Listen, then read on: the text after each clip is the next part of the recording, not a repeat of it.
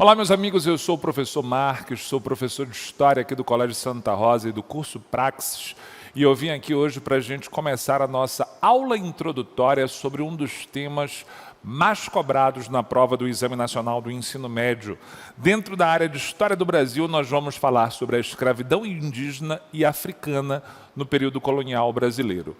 Para começo de conversa, é importante que você saiba que aqui no Brasil, especialmente nos séculos XVI, XVII, XVIII, nós tivemos tanto a escravidão dos povos africanos quanto a escravidão dos povos indígenas. Hoje nós vamos falar um pouco sobre isso, comentando principalmente sobre o processo que deu origem à introdução desse trabalho escravizado africano aqui no Brasil. Até aproximadamente a década de 1570, a maior parte das pessoas escravizadas que viviam aqui na colônia, elas seriam, na verdade, oriundas das nações indígenas. No entanto, a partir desta década, 1570, nós começamos a perceber a introdução cada vez mais pesada de pessoas oriundas do continente africano. O que exatamente provoca essa opção pela mão de obra dos africanos em áreas como o Nordeste açucareiro e, mais tarde, na região da mineração? Eu trouxe aqui algumas ideias para a gente pensar juntos. A primeira questão que você deve considerar é justamente o impacto demográfico da conquista sobre os povos indígenas. Quando os portugueses desembarcaram na nossa costa, o litoral brasileiro ele era bastante povoado por povos indígenas, o que significa que, num primeiro momento, havia uma grande disponibilidade de mão de obra. Desde o chamado período pré-colonial, durante a economia da extração do pau-brasil, o principal trabalhador era o indígena, ainda naquela famosa relação de escambo. E a partir da introdução oficial da colonização, a partir da década de 1530, nós começamos a ver a utilização desse indígena como escravizado no complexo açucareiro. Mas vamos lá. Logo com a chegada dos portugueses, nós vamos ter um impacto demográfico, ou seja, uma redução dos indígenas que viviam na costa brasileira. Esse impacto demográfico, ele é primeiramente explicado por conta da questão microbiológica.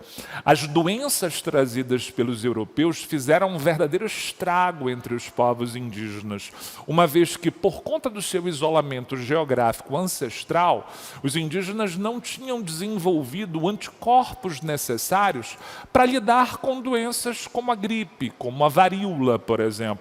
E eles acabavam, como diria um cronista colonial, morrendo feito moscas. Especialmente a primeira geração de indígenas que teve contato com os europeus sofreu tremendamente com esse impacto microbiológico. A segunda razão passa pela violência da conquista material, pelo uso da espada, pela imposição da força. Todas as vezes que esses grupos indígenas se colocavam contra o avanço da marcha colonizadora, realizavam-se guerras justas contra esses povos, que também contribuem para esse decréscimo da população no litoral. Mas não vamos esquecer de uma coisa muito importante: a resistência dos indígenas. Não apenas a resistência no enfrentamento da marcha colonizadora, mas principalmente por essa interiorização que nós estamos destacando nesse tópico. A fuga é uma forma de resistência. A fuga para onde, Marques? Para o sertão. E o que é o sertão no período colonial?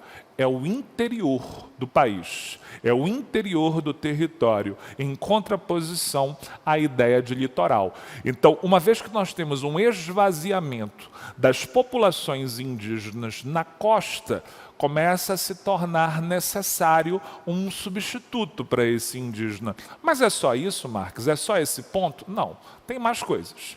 Uma segunda questão que você também deve ficar atento ao pensar na introdução do trabalhador africano no Brasil é a pressão da Igreja Católica. A Igreja Católica, desde o início, vai se posicionar numa condição de contrária à escravização do nativo.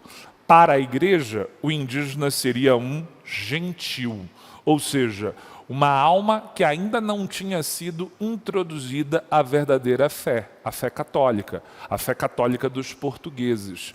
Portanto, se é desta maneira, o indígena não poderia ser escravizado, ele deveria ser catequizado, ele deveria ser evangelizado. Aí você pode me perguntar, mas se a igreja assumiu essa condição de protetora do indígena contra a escravidão, como é que ela se posicionava em relação aos africanos? A prova do Enem já trouxe itens que demonstra a fala de padres jesuítas justificando a necessidade da escravidão africana. Então, se por um lado a igreja se apresentava como defensora dos indígenas, por outro lado, ela também se apresenta como a responsável ou uma das responsáveis pela justificação da escravidão africana. Mas por que a escravidão africana seria justificada pela igreja? E de que maneiras? Em primeiro lugar, nós temos a ideia de que os africanos eram vistos, especialmente pela igreja medieval e pelos europeus medievais, como infiéis. Isso, em larga medida, passa pela associação dos povos africanos situados ao norte do continente, que muitas vezes foram chamados de mouros, com o Islã, com a religião muçulmana. Você deve lembrar que a cristandade e o Islã são duas forças que se opõem de forma terrivelmente antagônicas no período medieval, seja por conta do movimento das cruzadas, lá na região de Jerusalém, ou por conta da guerra de reconquista na Península Ibérica. Mas você que está assistindo a nossa aula pode, nesse momento, parar a sua anotação e levantar o seu dedinho virtual e dizer assim para mim: mas Marques, nem todos os africanos são islamizados. Na verdade, a maioria dos africanos não são. E, mais do que isso, os escravizados trazidos para o Brasil, eles nem eram todos, ou pelo menos a maioria deles não era, de origem muçulmana. Então, como manter essa justificativa? Havia, na verdade, uma interpretação medieval que dizia que os africanos seriam filhos de Cã. Cã é um personagem bíblico que aparece lá no livro de Gênesis, que seria um dos filhos de Noé. De acordo com uma passagem da Bíblia, Cã teria sido amaldiçoado por seu pai. E na maldição recebida por Cã, Noé teria dito: teus filhos servirão como escravos aos descendentes dos teus irmãos, Sem e Jafé.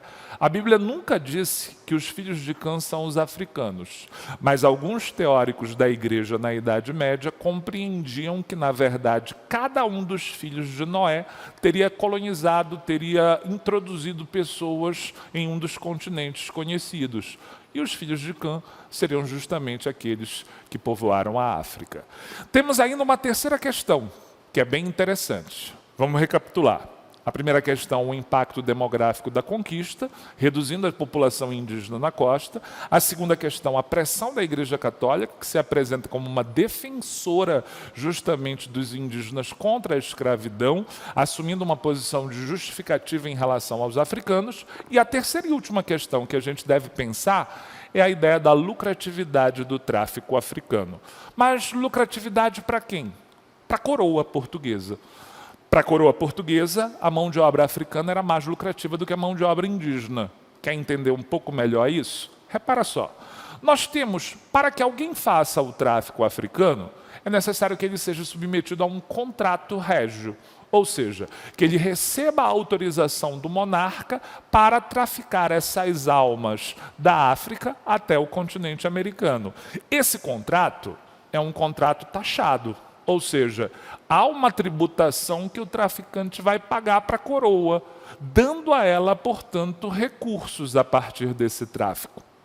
Por outro lado, quando você pensa na escravização dos indígenas, o chamado apresamento dos indígenas ou aprisionamento dos indígenas era feito principalmente por bandeirantes e sertanistas.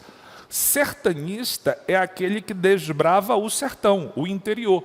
Os próprios bandeirantes são sertanistas, muito embora os bandeirantes estivessem muito ligados à região de São Vicente de Piratininga, onde está São Paulo. Por isso eles também eram chamados de paulistas. Eles acabavam adentrando o sertão, adentrando o interior, aprisionando esses indígenas e trazendo para serem comercializados. Toma cuidado com uma coisa.